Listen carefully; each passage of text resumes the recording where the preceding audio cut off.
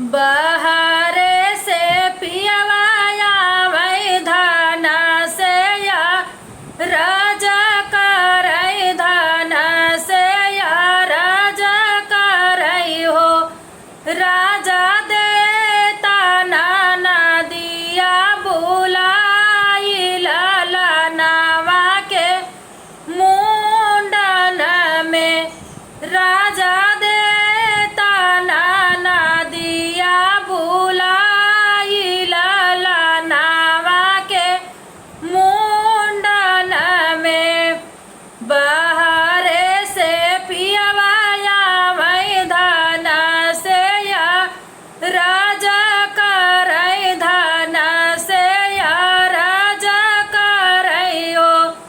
राजा देता नाना दिया बुलाई ललनावा के मुंडन में। राजा देता नाना दिया बुलाई ललनावा के मुंडन में। ससुरे से ननदिया वै पलंग चढ़ी बैठाई पलंग चढ़ी बैठाई हो। उत करथी हंगामा आंगनवा ललनावा के मुंडन में। उतो करथी हंगामा आंगनवा ललनावा के मुंडन में।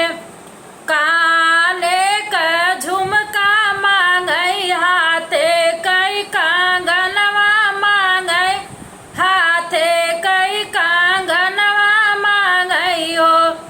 भाभी दे तू सिकड़िया उतारी ललनावा के मुंडन में।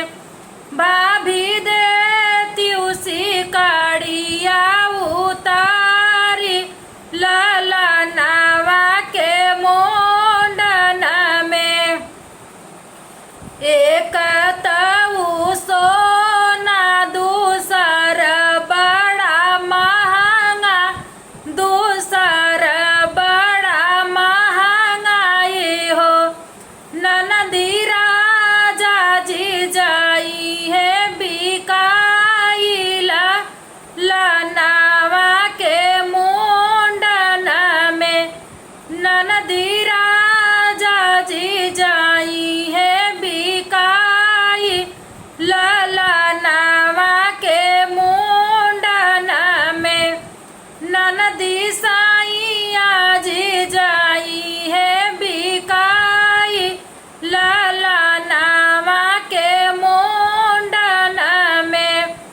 बहारे से पियवाया वै धान से या राजा करई धान से या राजा करई हो।